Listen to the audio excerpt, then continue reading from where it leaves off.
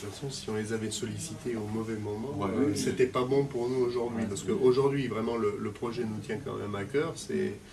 Non, mais là, quelqu'un, un politique, l'a appelé, après ici, M. Cherchi, c'est vrai que vous avez un projet, est-ce que vous pensez que ce projet vaut le coup? Parce que nous, on veut financer, mais il va dire oui, bon, machin.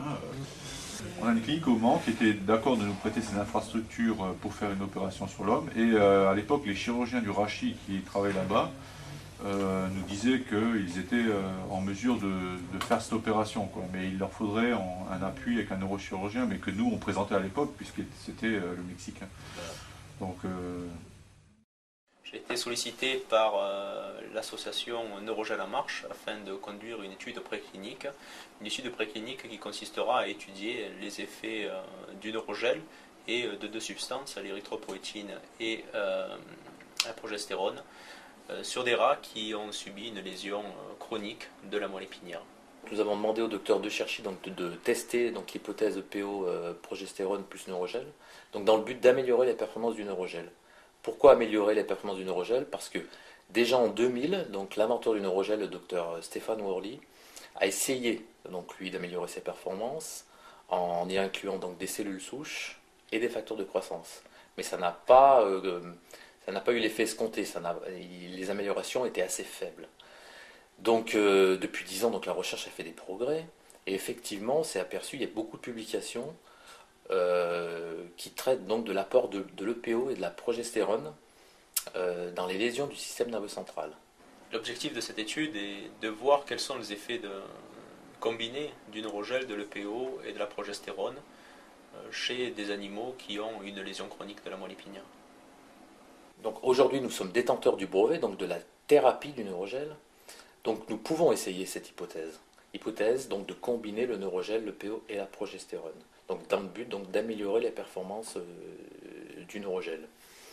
Alors vous avez ici ce neurogel qui est un polymère, une sorte de matrice en quelque sorte, une matrice que l'on va greffer à l'intérieur de la moelle épinière, et au sein de cette matrice, les fibres nerveuses vont repousser, vont régénérer.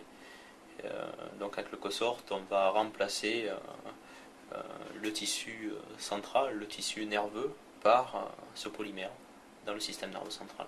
C'est une substance qui est biocompatible, qui n'occasionne pas de rejet, qui est composée à 96% d'eau et qui est facilement manipulable, et on peut greffer sans aucun problème cette substance dans le système nerveux central.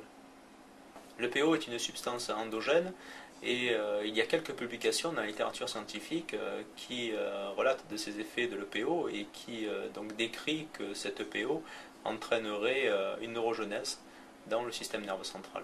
En l'associant avec de l'EPO et de la progestérone, nous espérons observer une migration neuronale et l'arrivée de nouveaux neurones au sein de cette matrice, et peut-être de nouvelles connexions, un nouveau réseau neuronal qui va s'établir, qui va se former au sein de cette matrice qu'est le neurogel. Après avoir greffé le neurogel, la progestérone et le PO seront injectés régulièrement chez l'animal, et ces injections permettront d'entraîner, on l'espère, une récupération comportementale, mais aussi une récupération fonctionnelle chez les animaux qui ont subi une lésion de la moelle épinière, et une greffe de neurogel. Le projet global de l'association, c'est bien évidemment de demander l'autorisation d'un essai clinique en France, pour en priorité les patients volontaires de l'association. Et cela, on peut le faire en étant promoteur de l'essai clinique. C'est unique qu'une association dispose de sa propre thérapie. À partir de ce moment-là, bien évidemment, il va falloir que nous en profitions. C'est une étude qui sera réalisée à la demande de l'association Neurogel en Marche, et l'association Neurogel en Marche financera cette étude, financera cette expérimentation, mais aussi financera le recrutement d'un postdoctorant qui viendra travailler sur ce projet de recherche.